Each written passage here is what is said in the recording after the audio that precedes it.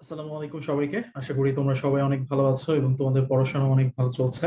তো আলটিমেটলি আমাদের মোটামুটি হচ্ছে গুণগত রসায়নের যে পুরো পোর্শনটা, সেই পুরো পোর্শনটাই আসলে শেষ হয়ে গিয়েছে। তো তারপরে আসলে হচ্ছে আমাদের যে পরীক্ষা হয়েছে, আমরা এমনিতেও দেখেছি যে তোমরা প্রিভিয়াস এক্সাম গুলাতে বেশ ভালো মার্ক ক্যারি করেছো।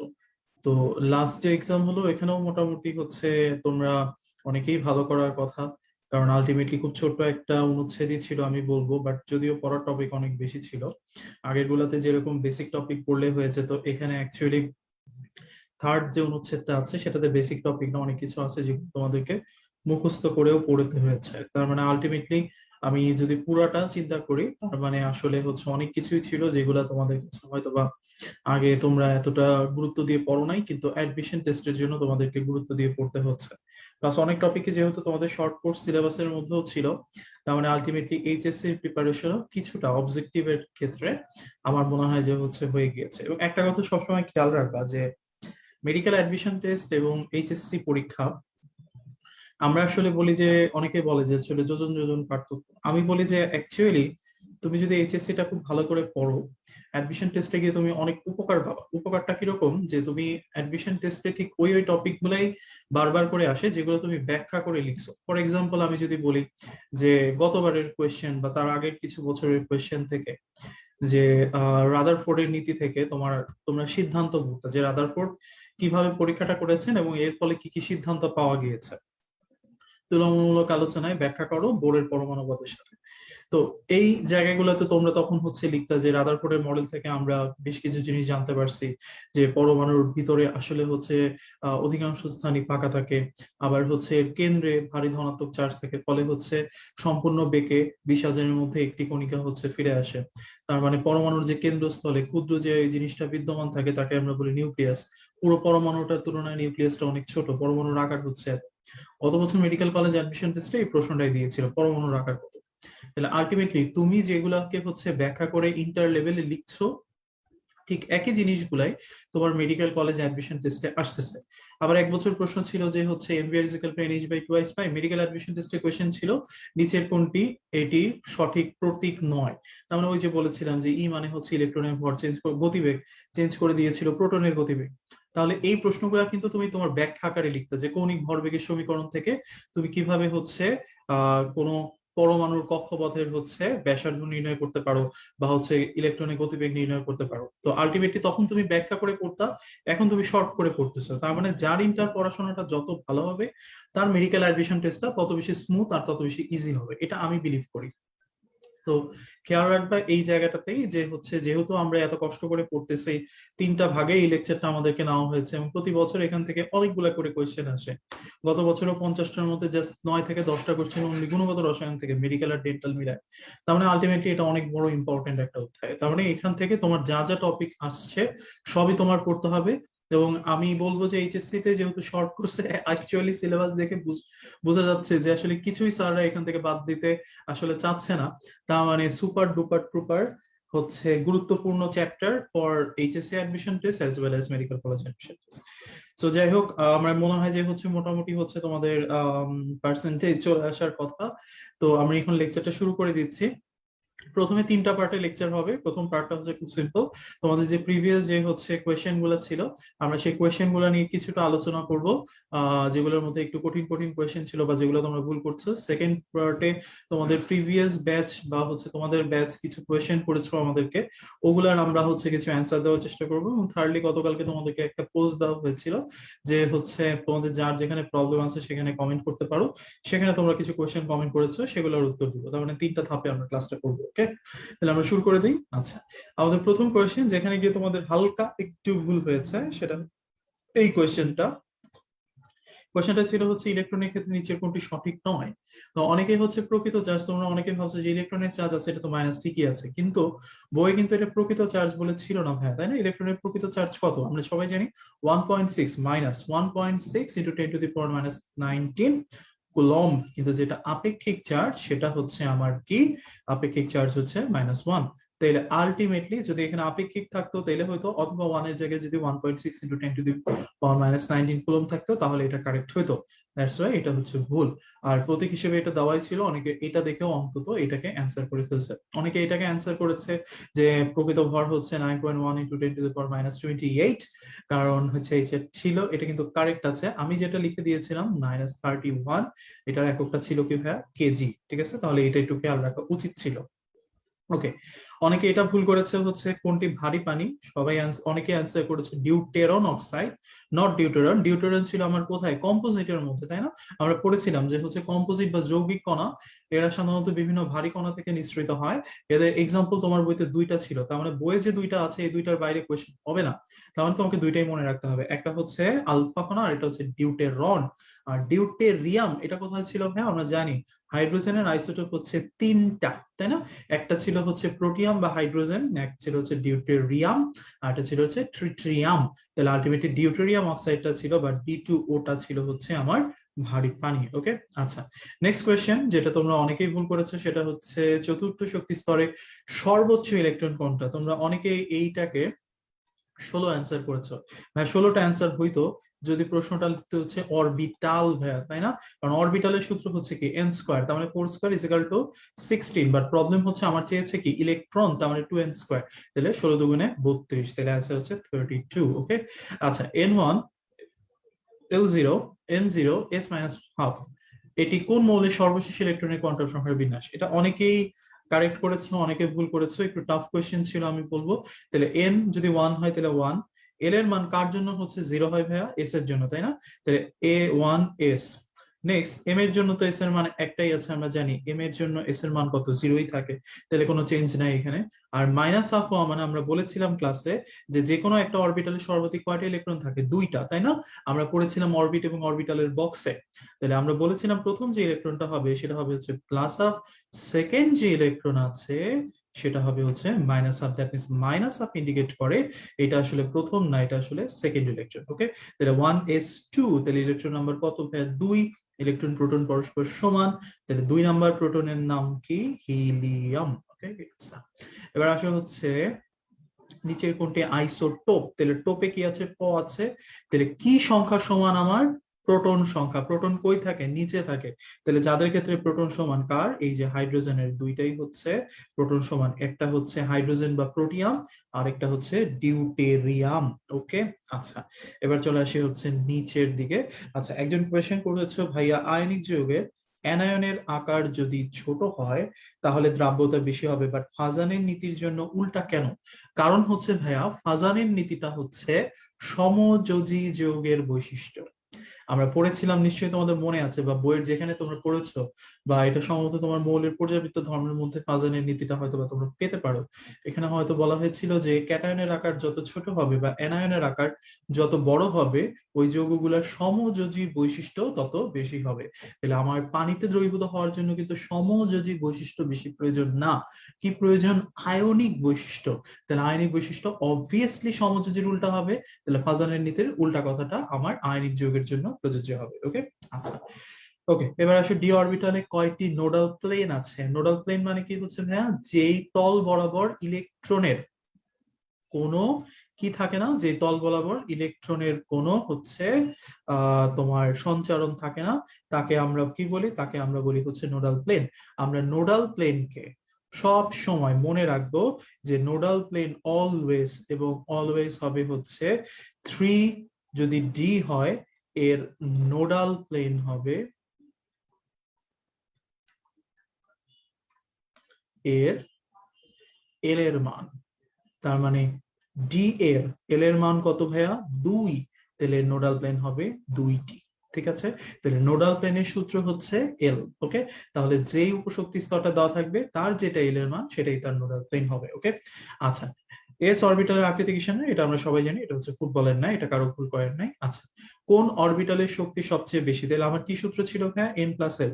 তাহলে আমি যদি n+l এ যাই ভাইয়া তাহলে 3 প্লাস 2 তাহলে কত হয় ভাইয়া 5, 3 প্লাস 1 তাহলে কত হয় ভাইয়া 4, 4 যোগ 0 তাহলে কত হয় ভাইয়া 4, 4 যোগ 3 তার মানে কত হয় ভাইয়া 7। তাহলে এই সবগুলোর মধ্যে n প্লাস এলে কার মানটা বেশি আছে ভাইয়া 4 এ, তাহলে আমার অ্যান্সার হচ্ছে 4 এ। ওকে, আচ্ছা এক্সক্লুশন প্রিন্সিপাল, এটা তোমরা অনেকেই ভুল করেছো, তোমরা অনেকে এটা হুন্ডের নিয়ম বলেছো, না এটা হুন্ডের নিয়ম না।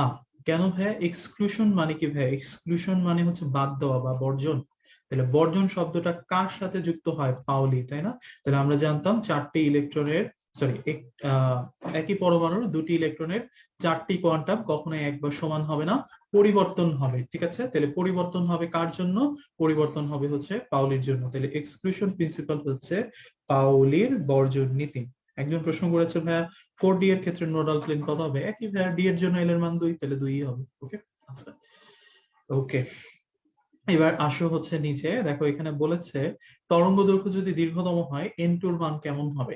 তাহলে আমি যখন ক্লাসে পড়িয়েছিলাম আমি বলেছিলাম আর এইচ এর সাথে সাধারণত আমরা যখন লিখি তখন আমার কি হয়, 1 by lambda is equal to R H into 1 by n1 square minus 1 by n2 square, তাই না ভাইয়া? তাহলে এই যে n2 আর এই যে হচ্ছে ল্যামডা এরা সাধারণত একই দিকে আছে, কিন্তু প্রবলেম হচ্ছে সামনের চিহ্নটা কি ভাইয়া? মাইনাস। অলওয়েজ মনে রাখবা আগের চিহ্নটা যদি মাইনাস হয়, ভাগ হয়, তাহলে পুরো ইকুয়েশনটাই কি হয়ে যায়? উল্টিয়ে যায়। তাহলে ল্যামডাও নিচে n2 ও নিচে, একই হওয়া উচিত ছিল কিন্তু মাইনাস, উল্টায় যাবে। ঠিক আছে, তাহলে মনে রাখবো ল্যামডা ও n2 সবসময় কি উল্টো। তার মানে উল্টা মানে কি হবে? এইটা যদি দীর্ঘতম হয় এটা কি হবে? ক্ষুদ্রতম। ঠিক আছে, ওকে। আচ্ছা, নিচের কোনটি দৃশ্যমান অঞ্চলের সিরিজ? আমরা সবাই জানি যে আমাদের যে 6টা সিরিজ রয়েছে তার মধ্যে অতিবেগুনি অঞ্চলে অবস্থিত কোনটা? এই যে লাইম্যানটা। আর যেটা দৃশ্যমান সেটা হচ্ছে আমার কি? বামার সিরিজ। ঠিক আছে, তাহলে এটা বামার, এটা হচ্ছে অতিবেগুনি। ওকে, আচ্ছা এবার চলে আসো হচ্ছে নিচে, শক্তিক্রম অনুযায়ী 6s অরবিটাল পূর্ণ করে পরেতে কোনটা প্রবেশ করবে? তাহলে আমরা জানি n প্লাস l এর মান যার বড় তাতেই প্রবেশ করবে, সেটার মান অবশ্যই 6 এর চেয়ে হয় বড় হইতে হবে, আর যদি সমানও হয় তাহলে n এর মানটা বড় থাকতে হবে। ঠিক আছে, তাহলে এটা হচ্ছে 4 যোগ 2 6 হয়েছে, কিন্তু n এর মান এখানে ছোট। এটা 5 যোগ 1 6 হয়েছে, কিন্তু n এর মানটা এখানে ছোট। এখানে 3 যোগ 0 3, এমনিই কম। আর এখানে 4 যোগ 3 তার মানে 7 হয়েছে, যেটা 6s এর 6 এর চেয়ে বড়, তাহলে অ্যান্সার হচ্ছে 4।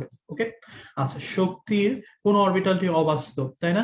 আচ্ছা, অবাস্তবের ক্ষেত্রে সবসময় মনে রাখবা, সব সময় এন এর মান, হ্যাঁ, এল এর মানের চেয়ে কি হবে? বড় হবে। কখনোই এল এর মান এন এর মানের সমান বা তার চেয়ে বড় হতে পারে না। তাহলে এন অলওয়েজ গ্রেটার দেন কি হবে? এল হবে। তাহলে এখানে 3p তে এন কত? হ্যাঁ 3, পি এর এল কত? 1, তাহলে ঠিক আছে, তাহলে এটা বাস্তব সিরিজ। এখানে আমার 2d, 2 এর জন্য এন কত? 2, আর হচ্ছে ডি এর জন্য এল কত? 2, তাহলে আমি বলছি এল কখনো এন এর সমান বা বড় হইতে পারে না, তাহলে এটা একটা অবাস্তব সিরিজ। অ্যান্সার হচ্ছে এটা। 1 এর জন্য এন 1, এস এর জন্য এল কত? 0, ঠিক আছে, ছোট হয়েছে। আর এটার জন্য 4 হচ্ছে এন 4, আর এফ এর জন্য এল হচ্ছে 3, তার মানে এটাও ঠিক আছে। ওকে, আচ্ছা এবার আসলে নিচের কোনটি ব্যতিক্রমী ইলেকট্রন বিন্যাস দেখায়? আমরা সবাই জানি ক্রোমিয়াম আর কপার দুইটা মৌল 1 থেকে 30 এর মধ্যে আছে, যার স্থিতিশীলতা লাভের জন্য আমার কি দেখায়? ইলেকট্রন বিন্যাসের ব্যতিক্রম দেখায়। ওকে, আচ্ছা এবার চলে আসে হচ্ছে নেক্সটটাতে, দ্রাব্যতার গুণফলের একক কি? এটা অনেকে ভুল করছো, আই ডোন্ট নো কেন। আমি ক্লাসে কিন্তু বারবার করে বলে দিয়েছিলাম যে দ্রাব্যতার গুণফল হচ্ছে কি? এটি একই জাতীয় রাশির অনুপাত, উপরে ঘনমাত্রা নিচেও আছে কি? ঘনমাত্রা, তাই না? তাহলে দুই ঘনমাত্রা যদি থাকে তাহলে সেটা কাটাকাটি চলে যায়, তাহলে আমার একক নেই। ওকে, অনেকে মোল পার লিটার, গ্রাম পার লিটার অ্যান্সার করে আসছো। আচ্ছা, আয়নিক যৌগের দ্রাব্যতা নিচের কোনটির উপর ডিপেন্ড করে না? আমরা পড়েছিলাম হাজারি স্যার 3টি বিষয়ের উপর, একটা ছিল দ্রবের প্রকৃতি, একটা ছিল দ্রাবকের প্রকৃতি, একটা ছিল তাপমাত্রা। আমরা তাপমাত্রার জন্য পড়েছিলাম যেগুলো তাপশোষী বিক্রিয়া, সেটার সাথে তাপমাত্রা বাড়াইলে দ্রাব্যতা বাড়বে। এক্সাম্পল ছিল সকল ধরনের নাইট্রেট এক্সেপ্ট ক্যালসিয়াম নাইট্রেট, আর হচ্ছে সকল ধরনের হ্যালাইড লবণ, তাই না? নিশ্চয়ই মনে আছে। আর এখানে তাইলে কোন জিনিসটা ছিল না? দ্রবের গলনাঙ্ক ছিল না, তাহলে এটা হচ্ছে অ্যান্সার। তবে এখানে আরেকটা জিনিস থাকতে পারতো, 4 নম্বরে হচ্ছে গুহ স্যারের বইয়ে যেটা আছে সেটা হচ্ছে চাপ সূত্র, হচ্ছে হেনরি সূত্র। দেখো, একটা সলভ ক্লাস হচ্ছে তোমার প্রিভিয়াস ক্লাসের হচ্ছে একটা মিরর। আমি বলবো যে আমরা ক্লাসে যা পড়িয়েছি সবকিছু আবার হচ্ছে পড়া হয়, তাহলে হয় কি যে তোমার মনে পড়ে যে আচ্ছা এটা, হ্যাঁ হ্যাঁ তাই তো, ভাইয়া তো এটা বলেছিল। তো আলটিমেটলি সলভ ক্লাসটা যদি কেউ মনোযোগ দিয়ে করো, আমার মনে হয় যে হচ্ছে যার যেখানে কনফিউশন ছিল সেটা ক্লিয়ার হয়ে যাবে। ওকে, আচ্ছা গ্লোবাল ওভেনের সংকেত কোনটা? আমরা সবাই জানি গ্লোবাল ওভেন হচ্ছে সোডিয়াম সালফেট, নট কার্বনেট। ওকে, তাহলে সালফেটের সাথে কয় অণু পানি?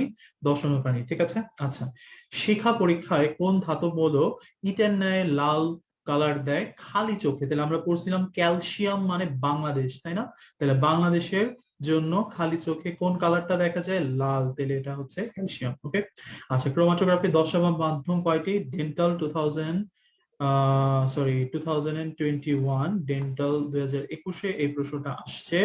দশা কয়টি? সেটি হচ্ছে 2টি। ওকে, আচ্ছা এবার আসে হচ্ছে ডি অরবিটালে কয়টি লোব দেখা যায়?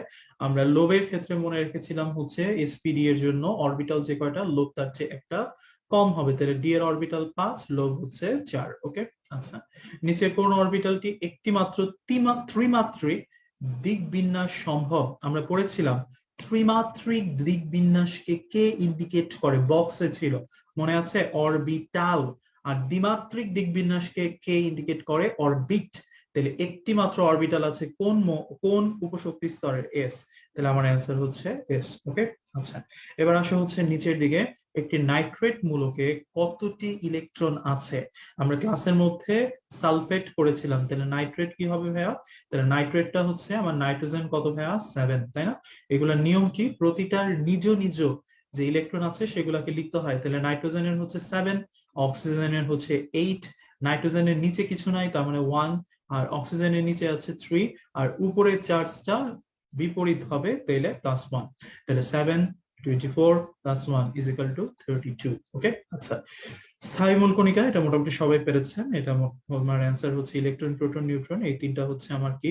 এই তিনটা হচ্ছে আমার স্থায়ী। তাহলে অস্থায়ী হচ্ছে এখানে পজিট্রন। ওকে, আচ্ছা এটা আমাদের পারবেন এখন। তরঙ্গ দৈর্ঘ্য ক্ষুদ্রতম হলো এনটি কেমন হবে?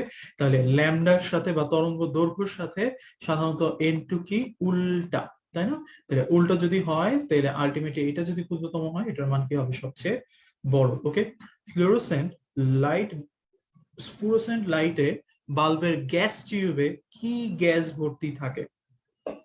আমি সরি, তাহলে আমরা সবাই বলেছিলাম যে নিষ্ক্রিয় গ্যাস হিসেবে কোনটা থাকে? আর্গন গ্যাস থাকে। আর বাষ্প থাকে কোনটা? মার্কারি। ওকে, তাহলে অনেকে একটু বাষ্প মার্কারি এই চিন্তা করে হচ্ছে হয়তো অনেকে অ্যান্সার করেন নাই। মাথায় রাখতে হবে মার্কারি যেটা সেটা বাষ্প হিসেবে থাকে আর আর্গনটা গ্যাস হিসেবে থাকে। ওকে, আচ্ছা কত নং শক্তি স্তরে ফিরে আসলে হার্মফ্রিজ উৎপন্ন হয়? তাহলে আমরা পড়েছিলাম লাইমেন, বামার, প্যাশ্চেন, ব্রাকেট, ফান্ড, হার্মফ্রিজ। তাহলে হার্মফ্রিজ নাম্বার কত?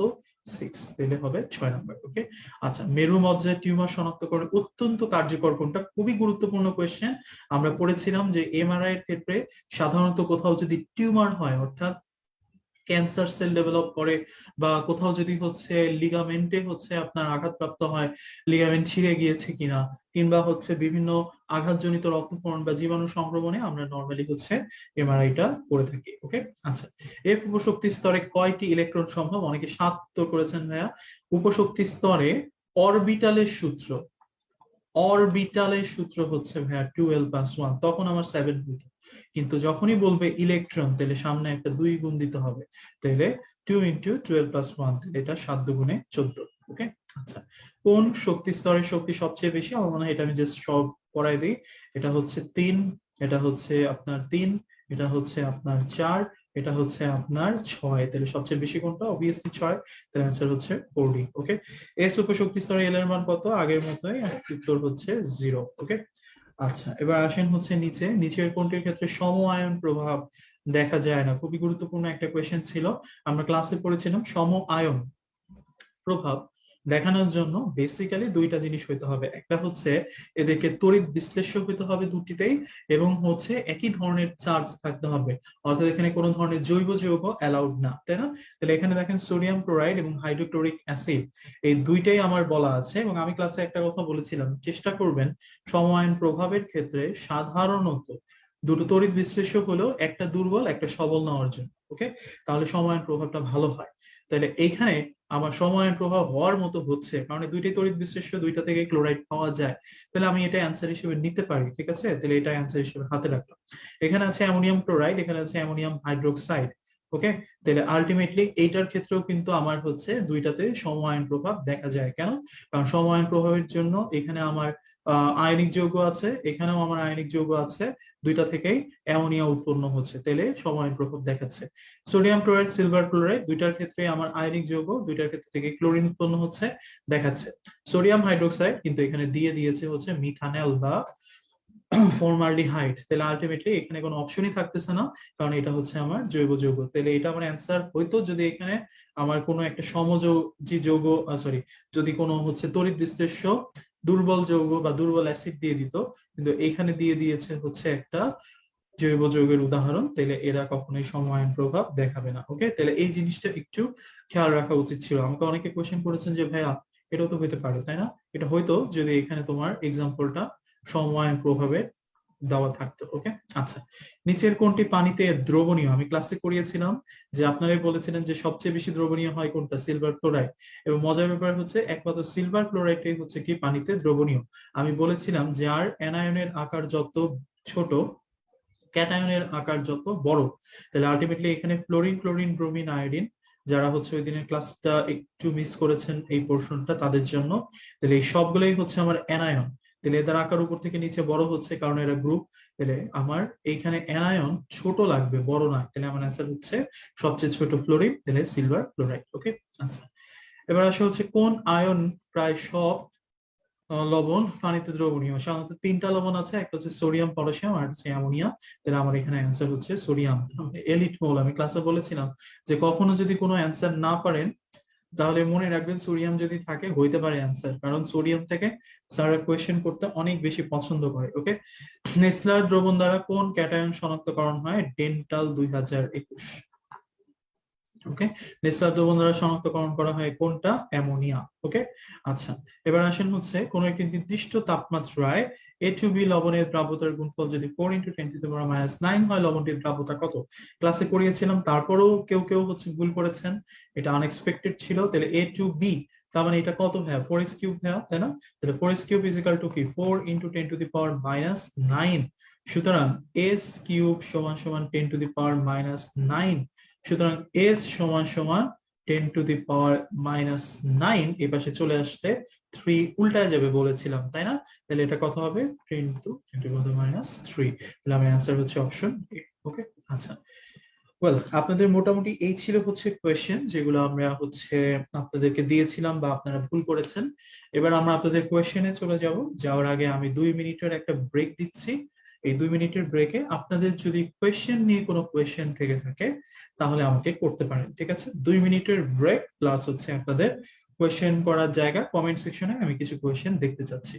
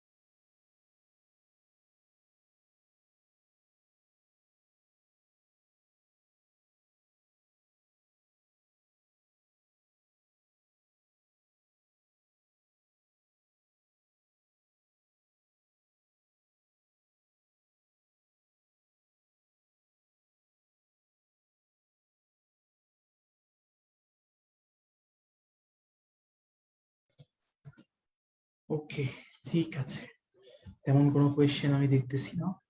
ফাইন, তাহলে আমি আগে যাই।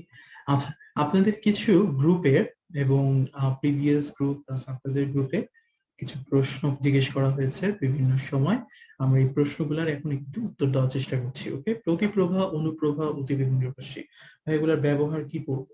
হ্যাঁ, দেখেন, প্রতিপ্রভা অনুপ্রভা থেকে বেসিক্যালি যে জিনিসটা ইম্পর্টেন্ট সেটা হচ্ছে কি আপনার, যে এগুলা কতটুকু সময়ের মধ্যে ঘটে, নাম্বার ওয়ান। নাম্বার টু, এদের কিছু এক্সাম্পল আপনাদের বইতে দেওয়া আছে, কিছু স্টেট আপনার বইতে দেওয়া আছে, কোনটা high excited state, triplet excited state, not necessary. Okay, আমরা জানবো প্রতিপ্রভাটা কি। সাধারণত যে সকল রশ্মি বিকিরণের কারণে আমার বিকিরণের সময়কাল সাধারণত অনেক স্বল্প সময়ের জন্য হয়ে থাকে, যেমন 10⁻⁻15 সেকেন্ড সময়ের মধ্যেই কার্য করা সম্ভব নয়, তাদেরকে আমরা প্রতিপ্রভা বিকিরণের মধ্যে ফেলি। তাহলে এই ধরনের বিকিরণের আমার এক্সাম্পল গুলা কি হবে, যেগুলো খুব দ্রুত কাজ করার জন্য প্রয়োজন হয়। ফর এক্সাম্পল, জাল টাকা শনাক্তকরণে ইউভি রশ্মির ব্যবহার, এটা খুব দ্রুত, তাই না? অনেক মানে ব্লিঙ্ক অফ আই এর মধ্যেই হচ্ছে তোমার টাকা গোনাও শেষ হয়ে যায়, জাল টাকা থাকলে সেটা বেরো হয়ে আসে। আবার টিভি রিমোট বা টিভি স্ক্রিনে ফসফর কালি, তো এই এক্সাম্পল গুলা হচ্ছে আমার খুব দ্রুত কাজ করা জিনিস। দ্যাটস ওয়াই এগুলো হচ্ছে প্রতিপ্রভা বিকিরণের এক্সাম্পল। অনুপ্রভাটা কি? অনুপ্রভাতে সাধারণত বেশ কিছু স্টেটের মধ্যে দিয়ে যেতে হয়, ঠিক আছে? তো এই স্টেট গুলার মাঝখান দিয়ে যেতে হয় বলে এই মধ্যবর্তী অবস্থাগুলোতে কিছু সময় ব্যয় হয়। এই জন্য এদের কাজ করতে কয়েক সেকেন্ড থেকে কয়েক মিনিট পর্যন্ত সময় লেগে যায়। দ্যাটস ওয়াই এদের ক্ষেত্রে আমার সময়কালটা কয়েক সেকেন্ড থেকে কয়েক মিনিট এইটুকু পড়লেই হয়ে যাবে। আর এক্সাম্পল স্পেসিফিক করে কিছু বলা নাই, শুধু ট্রিপলেট স্টেটে জোনাকির আলো একটা পয়েন্ট দেওয়া আছে। তাহলে অনুপ্রভার জন্য আপনারা সেট মনে রাখবেন, এটা হচ্ছে জোনাকির আলো এক্সাম্পল। ওকে, আচ্ছা। অতি বেগুনি রশ্মি, ভাইয়া অতি বেগুনি রশ্মির এক্সাম্পল যেগুলো আছে এগুলো তো 8টা এক্সাম্পল আছে, তাহলে কোনগুলা পড়বো বা কোনগুলা ইম্পর্টেন্ট? আমি কিন্তু ক্লাসে বলেছিলাম যেগুলো হচ্ছে আপনার চিকিৎসা ক্ষেত্রের সাথে জড়িত, যেমন ড্রাগ শনাক্তকরণে কতটুকু, জীবাণু নাশক হিসেবে কতটুকু, বা হচ্ছে প্রোটিন অ্যানালাইসিসের ক্ষেত্রে কতটুকু, সেল বিশ্লেষণের জন্য কতটুকু, এই যে পয়েন্টস গুলো আছে এগুলো মোস্ট ইম্পর্টেন্ট, এগুলো পড়তে হবে। ওকে, আচ্ছা। ফিরোজ হাসান একজন কোয়েশ্চেন করেছেন, বর্ণালী সিরিজ N2 4 হলে ল্যামডা এর মান 122 ন্যানোমিটার কিভাবে হয়? মানে এই জিনিসটা তুমি কোথায় পাইছো, আমি আসলে একটু জানতে চাচ্ছি। মানে এটা কি কোনো ম্যাথের জন্য, ম্যাথমেটিক্যাল ইকুয়েশনে পেয়েছো, নাকি কোথায় পেয়েছো, আমি আসলে একটু জানার ইচ্ছা আর কি। কারণ যদি তোমার হচ্ছে বামার সিরিজের N2 এর মান 4, তার মানে বামার সিরিজ যদি আমি চিন্তা করি, তাহলে আমার N1 হবে হচ্ছে কত, 2 ভাইয়া, ঠিক আছে?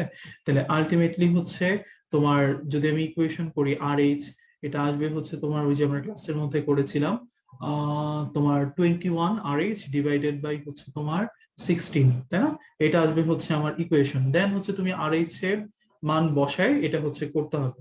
তো এই জিনিসগুলো আসলে ক্যালকুলেটর ছাড়া করাটা একটু ডিফিকাল্ট হয়ে যায়, দ্যাটস ওয়াই আমরা হচ্ছে এগুলোকে স্কিপ করছি। আমরা স্রেফ বলছি তোমাকে হচ্ছে যে মানটা আছে RH ইজ ইকাল টু হচ্ছে তোমার RH is equal to 21 RH divided by 16, এইটুকু করলেই হবে। ওকে, আর কেউ যদি হচ্ছে ভাইয়া ফার্দার করতে চাও, তাহলে আলটিমেটলি হচ্ছে তোমাকে হচ্ছে ভাগ করেই যেতে হবে। যেমন এটাকে যদি আমি করি, যেহেতু কোশ্চেন আসছে so আলোচনা করেই নেই। ধরো এটা আসবে কত, RH ইন্টু 21 ডিভাইডেড বাই কত, 16, তাই না? এটা মানে কি, তুমি কি তরঙ্গ দৈর্ঘ্য জানতে চাচ্ছ না, ল্যামডা, ল্যামডা, তাহলে 1/λ, ঠিক আছে? তাহলে RH এর মান নর্মালি হচ্ছে যেহেতু পাওয়ারের মধ্যে আছে, সো এটাকে আমি হচ্ছে ধরবো হচ্ছে 10⁻10.1.09678 ইন্টু 10⁻7। এটা ছিল আমার কি পার মিটার না? এটাকে আমি লিখতে পারি না 10.9678 ইন্টু 10⁶? এইটাকেই যদি আমি লিখি 11 ইন্টু 10⁶, ভুল হবে কি? না, তাই না? তাহলে আমি এটাকে 11 ধরতে পারি, কারণ আমার হাতে ক্যালকুলেটর নাই। আমি ক্যালকুলেটর না থাকার কারণে যে খুশি তাই ধরতে পারবো, কাছাকাছি মানে অবশ্যই। তাহলে 11 ইন্টু 10⁶ ইন্টু 21 ডিভাইডেড বাই হচ্ছে আমার 16, ঠিক আছে? তাহলে এই জিনিসটাকে আমি 21 না ধরে 20 ধরি। শোনো, সব সময় কাটাকাটির নিয়মটা হচ্ছে কি, তুমি যেটা দিয়ে কাটাকাটি করতে পারো, কারণ ক্যালকুলেটর নাই ভাই, তোমাকে কাছাকাছি মানটা ধরে আনতে হবে।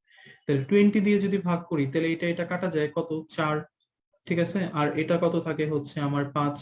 ওকে, আর এটাকে 11 না ধরে আমি 12 ধরি, এখানে 1 কমাইছি, এখানে 1 বাড়াইলাম, তাহলে এটাকে কাটাকাটি যায়, তাহলে কত হইলো আমার 3। তাহলে আমার কত আসলো, 15 ইন্টু 10⁶।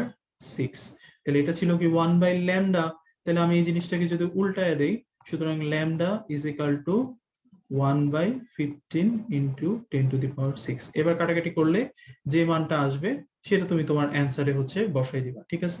তো এত বড় একটা জিনিস, ঠিক আছে, এত বড় একটা ধাপ, এত বড় জিনিস ক্যালকুলেটর ছাড়া মেডিকেল কলেজ অ্যাডমিশন টেস্টে কি আসা সম্ভব? হ্যাঁ, না।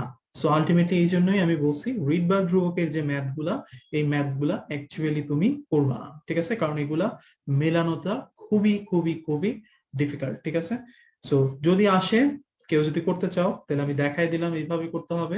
আর যদি হচ্ছে তুমি মনে করো যে না এইভাবে এত কষ্ট করে করবো না, তাহলে ইউ ক্যান স্কিপ। আমি কিন্তু বলছি যে এটা স্কিপ করতে পারো, ঠিক আছে? কারণ এই টাইপের কোয়েশ্চেন কখনো আসে নাই। ওকে, তাহলে যদি আসে এভাবে করবা, যদি কারো করার ইচ্ছা থাকে। ওকে, আচ্ছা। এবার আসো এখানকার কোয়েশ্চেন, জাল টাকা শনাক্তকরণে ফসফর কালির ব্যবহার।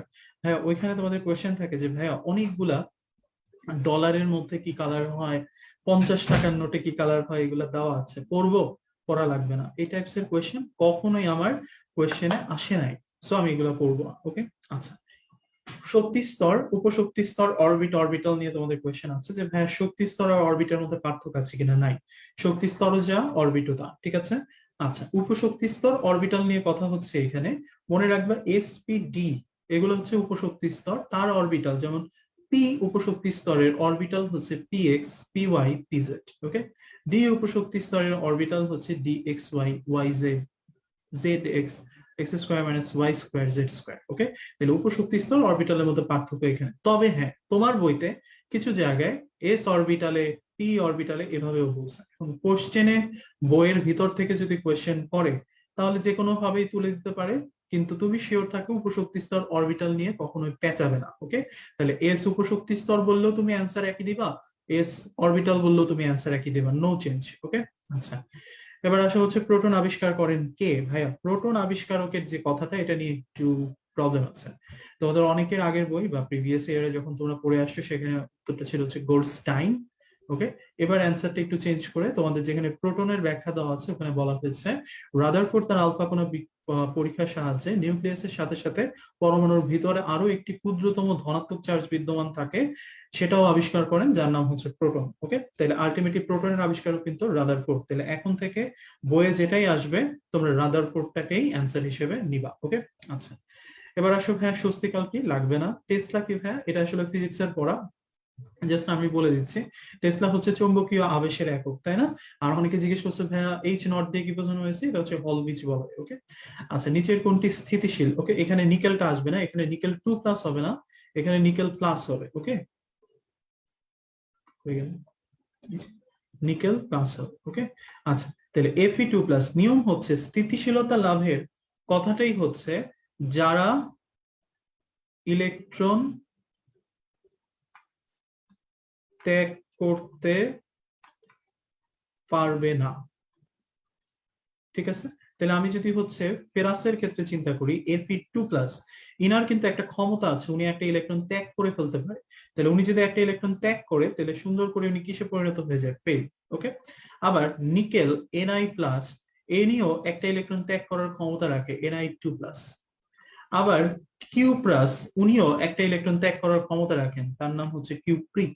কিন্তু কিউপ্রিকের আর কোনো ইলেকট্রন ত্যাগ করার ক্ষমতা নাই, কারণ তার সর্ববহিস্থ স্তরে যে দুইটা ইলেকট্রন থাকার কথা 4s এর সবাইকেই হচ্ছে সে ত্যাগ করে দিয়েছে, সুতরাং তার নিজস্ব কোনো ইলেকট্রন আর বহিস্থ স্তরে বিদ্যমান নাই। দ্যাটস ওয়াই কিউপ্রিকের ক্ষেত্রে আর হচ্ছে অবস্থান চেঞ্জ করার যেহেতু সুযোগ নাই, এই জন্য কিউপ্রিকটা হচ্ছে অধিক স্থিতিশীল। তাহলে এখানে অধিক স্থিতিশীল কোনটা, কিউপ্রিক চার্জ। ওকে, আচ্ছা। অরবিটালের ইলেকট্রন ঘনত্ব কি ভাইয়া? অরবিটালের ইলেকট্রন ঘনত্ব হচ্ছে যে কোনো জায়গায়, ধরো হচ্ছে আমরা যখনই হচ্ছে অরবিটাল আঁকি, আমরা সবাই জানি পি এর যে হচ্ছে উপশক্তি স্তরের অরবিটাল আছে P X, P Y, P Z. এই পি এর অরবিটালের হচ্ছে আমার আকারটা কেমন, ডাম্বেল আকৃতির। এই যেই জায়গাতে ইলেকট্রনের ঘনত্বটা সবচেয়ে বেশি থাকে অরবিটালের, সেটাকে আমরা বলি হচ্ছে লোব। তাহলে ইলেকট্রনের ঘনত্ব মানে হচ্ছে ইলেকট্রন অরবিটালের যেখানে সবচেয়ে বেশি আছে, যেখানে সবচেয়ে কম আছে, অর্থাৎ অরবিটালের কোথায় ইলেকট্রন ঘনত্ব কম, ইলেকট্রন ঘনত্ব বেশি, বা পরিমাণ বা তীব্রতা বেশি, সেটাই হচ্ছে তার ইলেকট্রন ঘনত্ব। ওকে, তাহলে যদি বেশি থাকে তাকে আমরা কি বলি? তাকে আমরা বলি হচ্ছে লো। যদি কম থাকে তাহলে সেই ক্ষেত্রে সেই জিনিসটাকে আমরা বলি হচ্ছে নোড। ওকে, আচ্ছা, আইসো ইলেকট্রিক কি? আইসো মানে কি ভাইয়া? সমান। অনেকের কোয়েশ্চেন ছিল ভাই আইসো কি? সমান। আর ইলেকট্রিক বা হচ্ছে ইলেকট্রন সংখ্যা, তার মানে যাদের ক্ষেত্রে ইলেকট্রন সংখ্যা সমান। যেমন আমি যদি তিনটা জিনিস লিখি, কার্বন মনোক্সাইড, নাইট্রোজেন, সায়ানাইড, তিন জিনিস, তাই না? একটা যৌগ, একটা হচ্ছে মৌল, একটা হচ্ছে মূলক, তাই না? তাহলে তিনটা জিনিসের ক্ষেত্রে খেয়াল করো, কার্বনের ক্ষেত্রে কত? 6 আর 8, তার মানে 20, কত, সরি 14, সরি। আর নাইট্রোজেনের ক্ষেত্রে কত? 7 গুণ 2, তার মানে এটাও 14। তার মানে সায়ানাইডের ক্ষেত্রে কত? 6 যোগ 7, আর এখানে মাইনাসের জন্য +1, তার মানে কত? 14। তাহলে আলটিমেটলি এই তিনটা জিনিসের ইলেকট্রন নাম্বার কি? পরস্পর সমান। তার মানে এই তিনটা ভিন্ন জিনিস, একটা মৌল, একটা যৌগ, আর একটা মূলক, এই তিনটা জিনিস হচ্ছে পরস্পরের আইসো ইলেকট্রনিক। ওকে, তাহলে যাদের ক্ষেত্রে ইলেকট্রন সংখ্যা পরস্পর সমান। ওকে, আচ্ছা, N2 এর মান যদি ক্ষুদ্রতম হয়, তাহলে সরি ল্যামডার মান যদি ক্ষুদ্রতম হয়, N2 এর মান অসীম হতে পারে কিনা? তাহলে খেয়াল করে দেখেন, আমার ল্যামডার সূত্র কি? 1/λ is equal to RH into 1/n1 square minus 1/n2 square. আমি বলছি এটার মান হচ্ছে অসীম, তাহলে এটাকে যদি অসীম লিখি তার মানে এটা কত হয়ে গেল? 0। তার মানে এটা পুরাটাই বাদ। তাহলে lambda 1/λ is equal to RH divided by আমার কি আসবে? n1 square. ওকে, তাহলে এখন বলছে যে এটার মান ক্ষুদ্রতম হইলে, ঠিক আছে, এটার মান কখন হচ্ছে ভাই ক্ষুদ্রতম হবে? সুতরাং আমি যদি এটাকে চিন্তা করি, হয়ে গেল ল্যামডা, ঠিক আছে,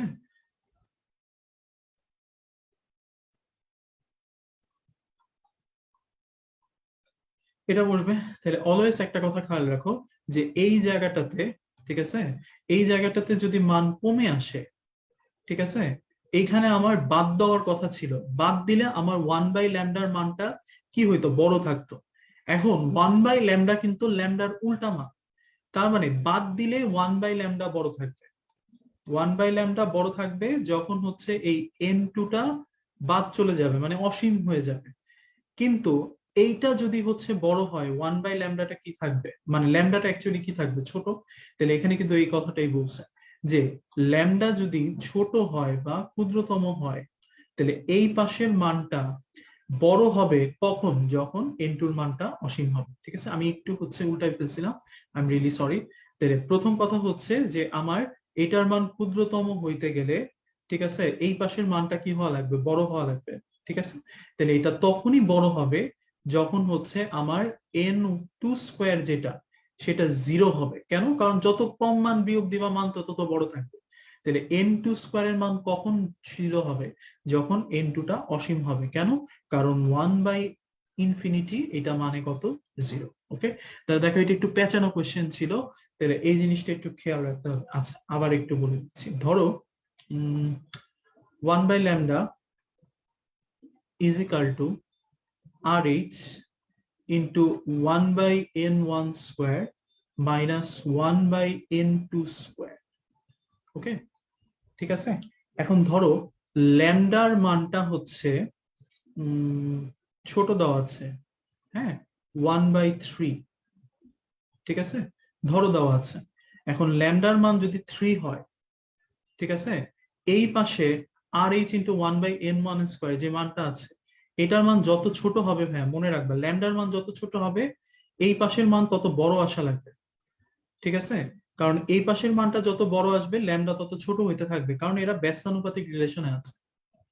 তাহলে আলটিমেটলি এই পাশের মানটা কখন বড় হবে? যখন এই পাশে যা বিয়োগ দেওয়ার কথা, সেই বিয়োগের মানটা সবচেয়ে ছোট বা সবচেয়ে ন্যূনতম হবে। ফর এক্সাম্পল, তুমি কখন বড় থাকবা?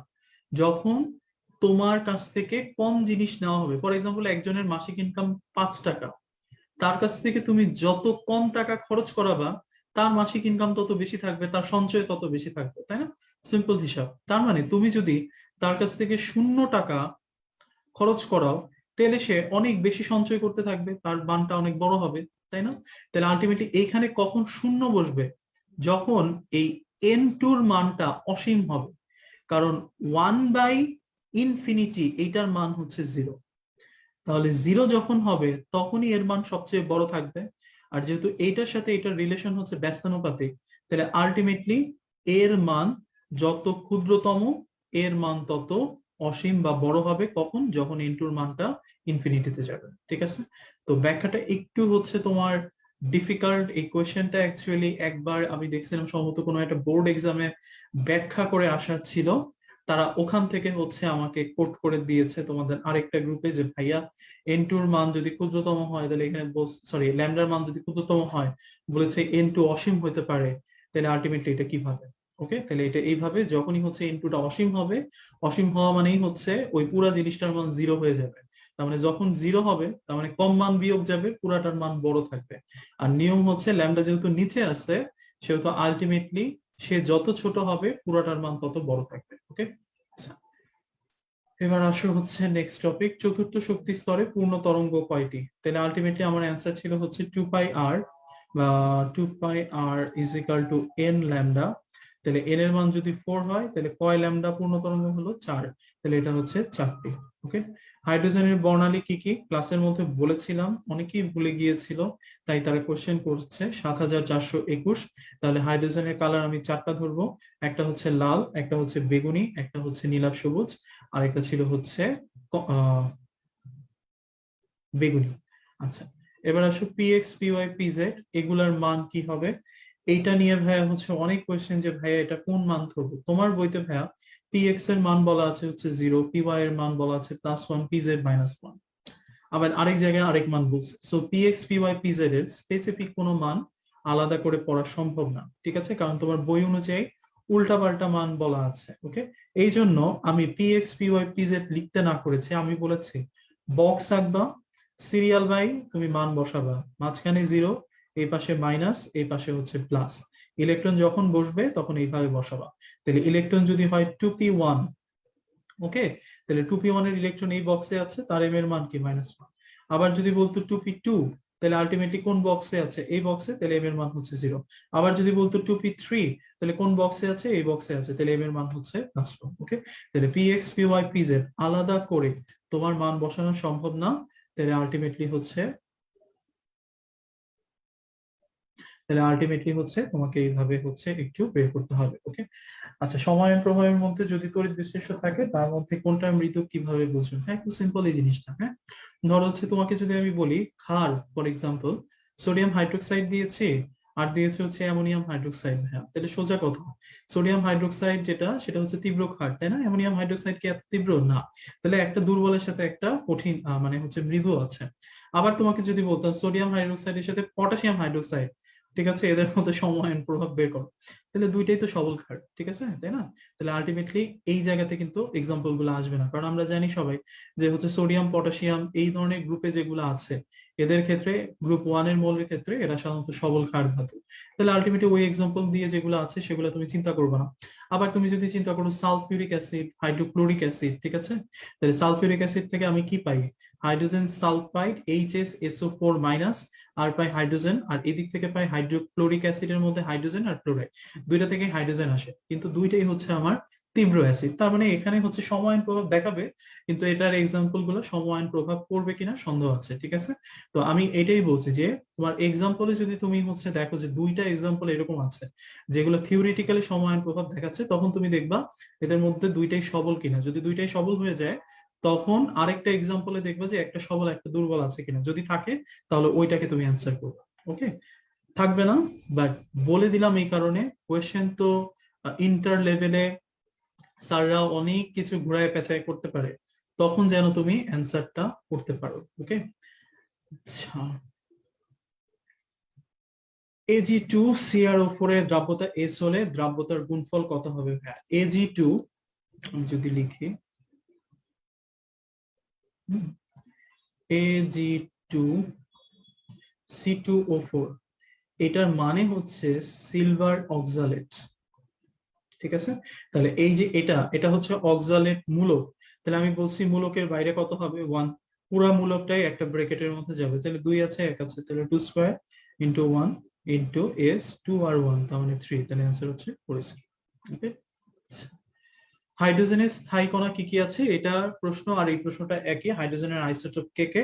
তাহলে হাইড্রোজেনের আইসোটোপ হচ্ছে তিনটা, একটা হচ্ছে প্রোটিয়াম বা হাইড্রোজেন, একটা হচ্ছে ডিউটেরিয়াম, আর একটা হচ্ছে ট্রিটিয়াম। ওকে, লোভ আর নোডের পার্থক্য আছে, এটা আমি বলে দিচ্ছি।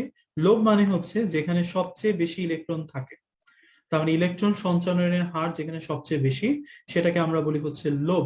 তাহলে এই লোভটা আমার এস পি ডি এর জন্য মানে হচ্ছে অরবিটাল -1 সূত্র।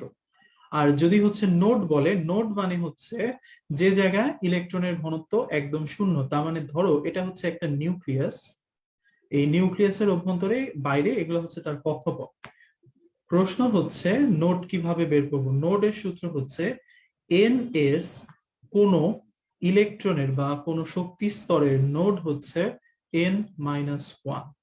ওকে ভাইয়া, তার মানে দেখো এই যে এটা হচ্ছে দ্বিতীয় শক্তি স্তর, এখানে যদি বলে 2p এর নোড কয়টি, তুমি মনে রাখবা 2p এর নোড হচ্ছে n-1, তাহলে n মানে হচ্ছে কত, 2 বিয়োগ 1, তার মানে 2p এর নোড হচ্ছে একটি। আবার তোমাকে যদি বলতো 4d, তাহলে এদের নোড কয়টি, সূত্র হচ্ছে n-1, তাহলে এদের নোড হচ্ছে আমার 4-1 = 3টি। ওকে, তাহলে আলটিমেটলি নোডের ক্ষেত্রে তুমি মনে রাখবা এগুলো হচ্ছে আমার n-1, লোবের ক্ষেত্রে এসপিডিএফ এর ক্ষেত্রে অরবিটাল -1, নোডাল তল যদি বলে তাহলে হচ্ছে এল। ওকে, আচ্ছা। হাইড্রোজেনের স্পিন কয়টি ভাইয়া? যে কোনো অরবিটালে যে কয়টা হচ্ছে ইলেকট্রন থাকে, দুইটাই তো থাকে তাই না? তাহলে আলটিমেটলি স্পিনও দুইটাই হবে, ঠিক আছে, একটা প্লাস আপ আর একটা মাইনাস। সহকারী কোয়ান্টাম সংখ্যার কোন মানের জন্য চৌম্বকীয় কোয়ান্টাম সংখ্যার মান হচ্ছে 12+1। এটা ভাইয়া বুঝি না, এটা কি বুঝাইছে? দেখো সহকারী কোন কোয়ান্টাম সংখ্যা, ফর এক্সাম্পল ডি যদি বলে, ডি এর, হ্যাঁ, ডি এর এল এর মান কত ভাইয়া? 2। ওকে, বলছে এর চৌম্বকীয় কোয়ান্টাম সংখ্যার মান, তার মানে চৌম্বকীয় কোয়ান্টাম সংখ্যা কয়টা হবে? তাহলে ডি এর জন্য এল এর মান যদি 2 হয়, সূত্র হচ্ছে 12+1, তাহলে 2 গুণ 2 যোগ 1, তাহলে এর চৌম্বকীয় কোয়ান্টাম সংখ্যা কয়টা ভাইয়া? 5টা, তাই না? পি এর ক্ষেত্রে এল এর মান কত ভাইয়া? 1, তাহলে পি এর ক্ষেত্রে হচ্ছে 2 গুণ 1+1, তাইলে এর চৌম্বকীয় কোয়ান্টাম সংখ্যা কয়টা? 3টা। ওকে, এটা আমি চাইছি। ওকে, আচ্ছা, একটি এনএস অরবিটালে নোড হচ্ছে n-1। ওকে, আচ্ছা, নোড আর লোবের বের করার শর্টকাট পদ্ধতিটা আবার বলেন। হ্যাঁ, লোব বের করার জন্য আমি ক্লাসে পড়িয়েছিলাম, ক্লাসেরটা একটু যদি মনে থাকে তাহলে খেয়াল থাকার কথা। এসপিডিএফ এর ক্ষেত্রে অরবিটাল যে কয়টা আছে এদের প্রত্যেকে, তার থেকে 1 বিয়োগ দিবা, তাহলে লোব পেয়ে যাবা। ব্যতিক্রম হচ্ছে এফ, এর অরবিটাল 7টা, লোব হচ্ছে 8টা, এটা মুখস্থ। আর নোডের সূত্র হচ্ছে, নোড মানে হচ্ছে n-1, তার মানে যদি তোমাকে বলে 3d এর নোড কয়টি, তুমি মনে রাখবা 3 হচ্ছে n আর -1, তাহলে এর নোড হবে হচ্ছে 3-1 = 2। ওকে, আচ্ছা। ডিউটেরন কি ভাইয়া? ডিউটেরন হচ্ছে এক ধরনের কম্পোজিট কণিকা বা যৌগিক কণা। ওকে, এফটিআইআর মানে কি? এফটিআইআর মানে হচ্ছে, বাবা অনেক কোশ্চেন দেখছো, Fourier transform in, sorry, infra infrared.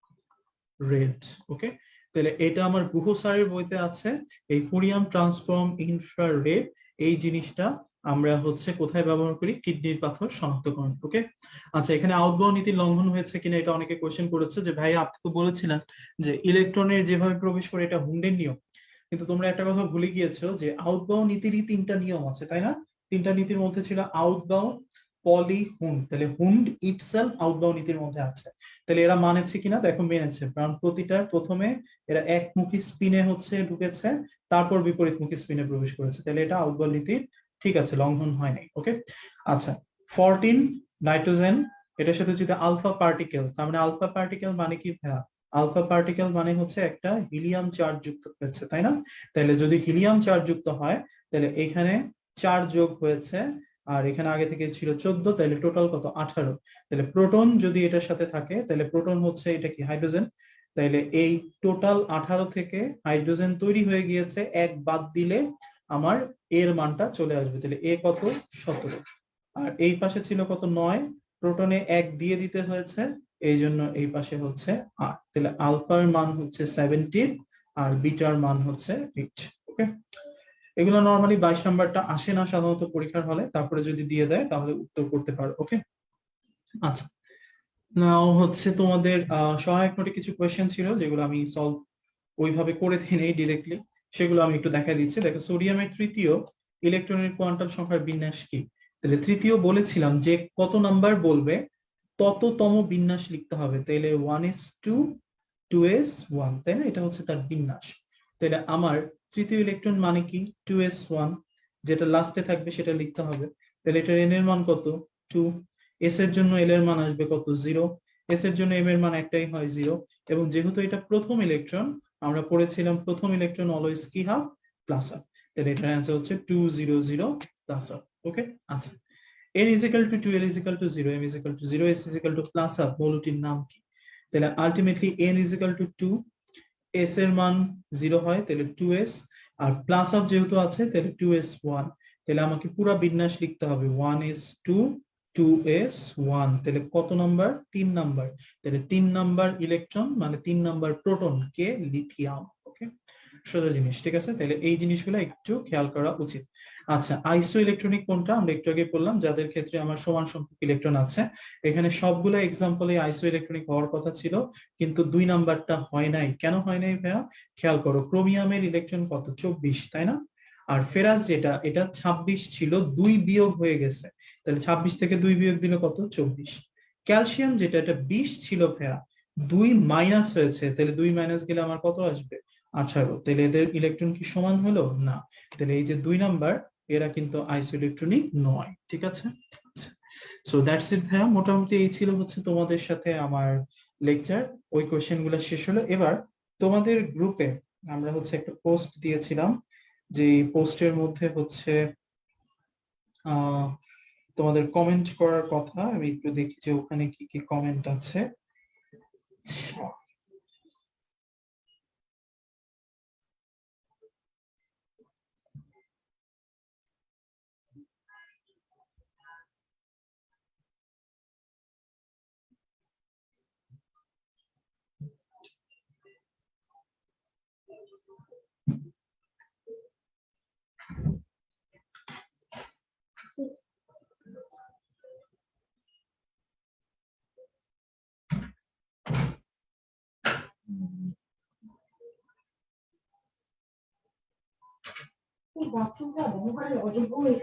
এটার অ্যান্সার বইয়ে ক দেওয়া, কিন্তু অ্যান্সার খ হচ্ছে আমার।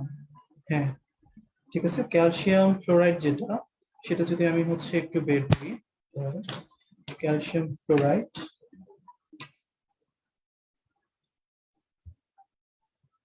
ঠিক আছে?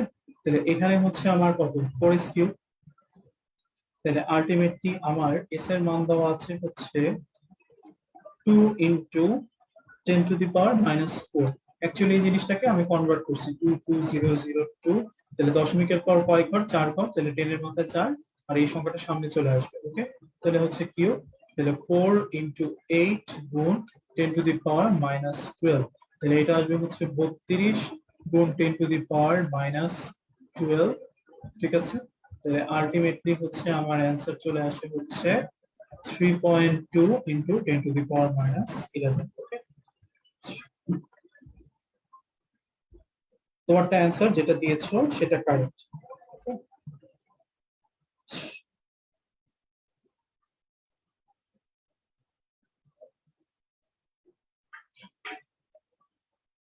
3 নং-এর অ্যান্সার কেন হচ্ছে?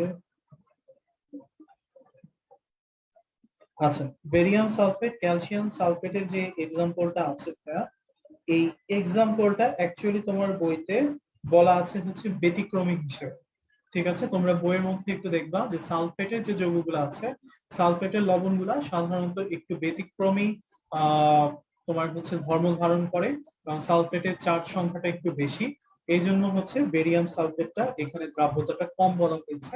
এটা তোমার বইয়ের একটা হচ্ছে শক্তিশালীতার ক্রম, ঠিক আছে? এই একটা জায়গায় একটু ব্যতিক্রম। ওকে,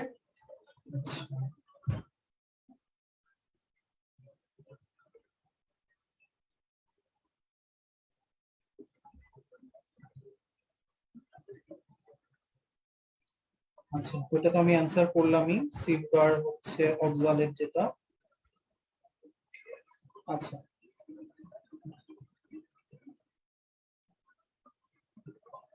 কোন বিশুদ্ধকরণ পদ্ধতি যৌগের দ্রাব্যতার পার্থক্যের উপর নির্ভরশীল? হ্যাঁ, দ্রাব্যতার পার্থক্যের উপর যেটা নির্ভরশীল থাকে আরএফ এর মান বা হচ্ছে দ্রব্যতার পার্থক্য। আমরা বলেছিলাম দুইটা মাধ্যম থাকে, একটা স্থির মাধ্যম, একটা হচ্ছে চলনশীল মাধ্যম। ওকে, তো এই বৈশিষ্ট্যটা হচ্ছে আমার কার, ক্রোমাটোগ্রাফি। দ্যাটস ওয়াই এখানে অ্যান্সার হচ্ছে ক্রোমাটোগ্রাফি। কেলাসনে কিন্তু হচ্ছে আমার তোমার দ্রাব্যতার উপর পার্থক্যের উপর ডিপেন্ড করে না।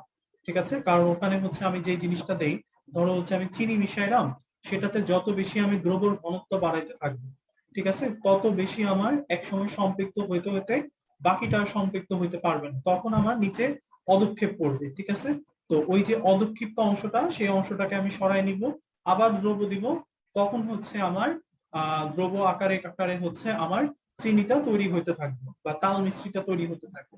সেটা হচ্ছে আমার মিষ্টটাকে বৃদ্ধি করবে। ওটা হচ্ছে আমার কেলাসনের এক্সাম্পল। তুমি যেটা দিয়েছো সেটা দ্রাব্যতার পার্থক্যের উপরে না, দ্রাব্যতার পার্থক্যের উপরে হচ্ছে ক্রোমাটোগ্রাফি।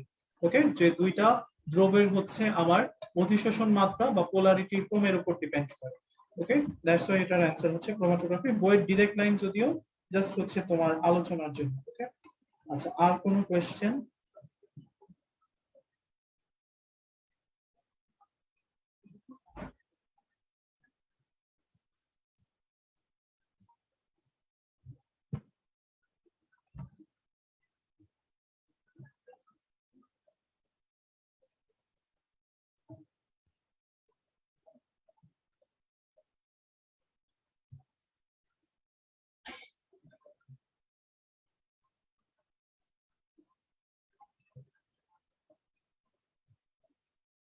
ভাইয়া, এক্সাম দেওয়ার পর আগের পড়াগুলো আর মনে থাকে না, ভুলে যাচ্ছে। সিম্পল কথা ভাই, রিভিশন বাড়াইতে হবে, কিছুই করার নাই। কেমিস্ট্রি অ্যাকচুয়ালি হচ্ছে আমরাও যখন পড়েছি ভাইয়া, প্রথমবার পড়া পরে সেকেন্ড টাইম যখন রিভিশন দিয়েছি 20% মনে ছিল, তারপরের বার পড়লে 30%, তারপরের বার বললে 40%। এবং তোমরা যে জিনিসটাতে ভয় পাও, আল্লাহ মনে থাকতেছে না, কি হবে? অ্যাকচুয়ালি মনে থাকবে না, এটাই স্বাভাবিক। তুমি পড়বা পড়বা পড়বা, এবং এই একটা বই তোমার মোটামুটি 5 থেকে 7 বার রিভিশন দেওয়া শেষ হয়ে যাবে। সুতরাং যখন 5 থেকে 7 বার রিভিশন করা শেষ হয়ে যাবে, দেখো 70 থেকে 80% ইনফো তোমার মনে আছে, মোর দেন। ওকে, আচ্ছা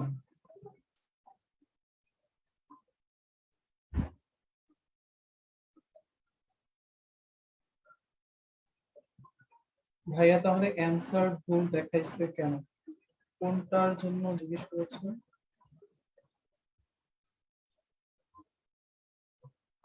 বইয়ের প্রশ্নের জন্য? ভাই, বইয়ে তো অনেকগুলো জায়গাতে অনেক ভুল আছে। ওকে, তো ওই ভুলগুলা নিয়ে যদি হচ্ছে কোশ্চেন করতে চাও, সেটার জন্য I am not the perfect person যে কেন বই ভুল করা হয়েছে। ওকে, কারণ এই বই আমি লিখি নাই।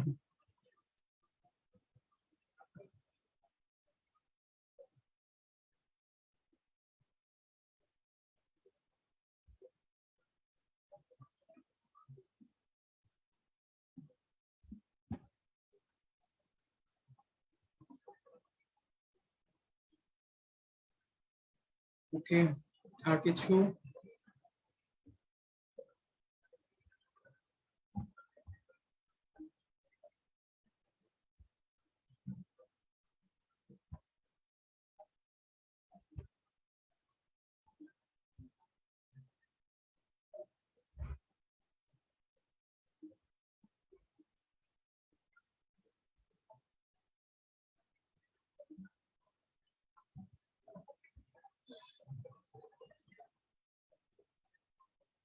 আর কি কারো কোনো কোয়েশ্চেন আছে কিনা? যদি না থাকে তাহলে ভাইয়া, হাইড্রেশন এনার্জিটা একটু বলেন। হাইড্রেশন এনার্জিটা বেসিক্যালি হচ্ছে আমার আয়নিক যৌগের দ্রাব্যতার উপর ডিপেন্ড করে তৈরি করা হয়। ঠিক আছে, কোন যৌগ কতটুকু পরিমাণ হচ্ছে পানিতে হচ্ছে যৌগ গঠন করবে বা হচ্ছে পানিতে দ্রবীভূত হবে, সেটার উপর হাইড্রেশন শক্তিটা ডিপেন্ড করে।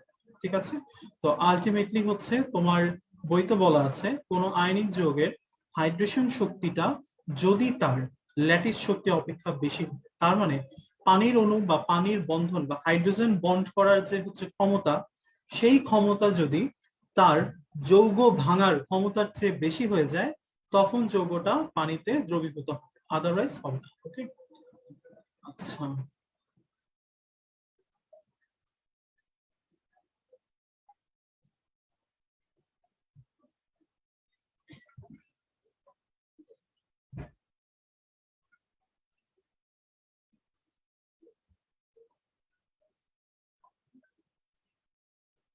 আচ্ছা, আর কিছু দ্রাব্যতার গুণফলটা তো আমি আলোচনা করলাম।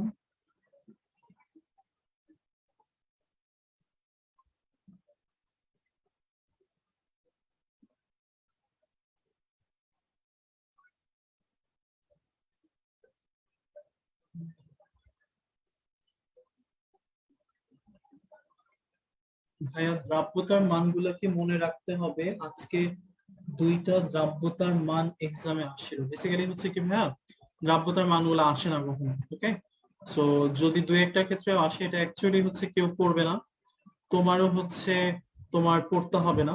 তো দ্রাব্যতার মান যেগুলো কোয়েশ্চেনে আসবে সেগুলোর মান পরীক্ষার হলে আশা করি আমরা আসবে না। তবে যদি চলে আসে তাহলে ধরবা যে এটা সবার জন্য, কারণ আলাদা আলাদা করে ভাইয়া তুমি কি প্রতিটার জন্য দ্রাব্যতা মুখস্থ করবা? তুমি চাইলে করতে পারো, আমার কোনো আপত্তি নাই, বাট মনে রাখতে পারবো না, কারণ তাহলে যে জিনিস মনে রাখতে পারবো না সেই জিনিস আমরা এফোর্ট দিব না। ওকে,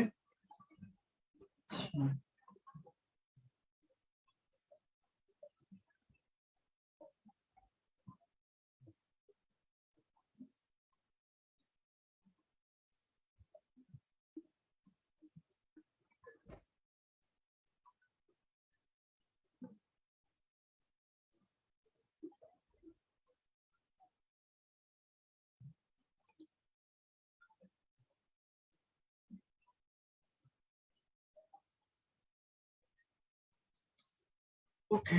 আচ্ছা, একটু তোমাদের গ্রুপে আর কিছু আসছে কিনা একটু দেখে নিই।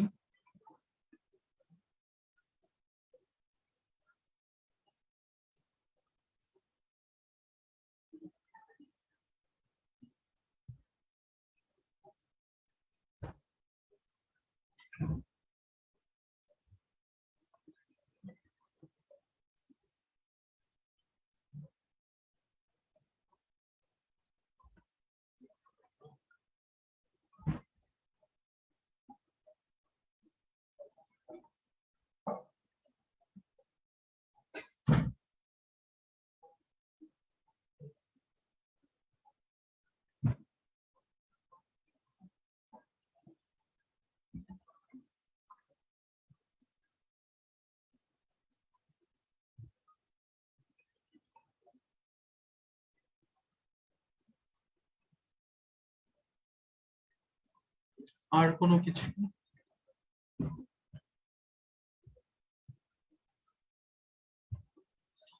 আর কিছু?